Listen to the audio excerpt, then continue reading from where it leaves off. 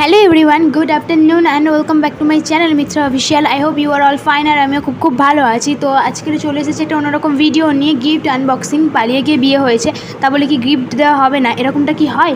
তো সেই জন্য এটা যেটা খুলছে এটা আমার আরেকটা বান্ধবীকে গিফট করেছিল, আর ওই সাইডে ওর বরের হাতে যেটা রয়েছে ওটা আমি দিয়েছিলাম। সেই জন্য দুটো গিফটই একসাথে আনবক্সিং করা হচ্ছে।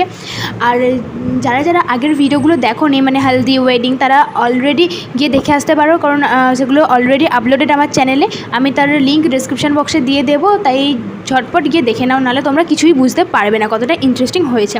তো এখানে দেখো আমার বান্ধবী ওকে একটা ফটো ফ্রেম গিফট করেছে, তার মধ্যে ওদের দুজনের ফটো রয়েছে। সত্যি খুব সুন্দর লাগছে ফটো ফ্রেমটা। আর ওদিকে তো ওর বর এখনও অবধি মানে আনবক্সিং করেই যাচ্ছে, এখনও অবধি ঠিকঠাকভাবে খুলতেই পারছে না যে কী আছে দেখাবো তোমাদেরকে। তো ফাইনালি দেখো অনেক কষ্টের পর ওর হাজব্যান্ড খুলতে পেরেছে।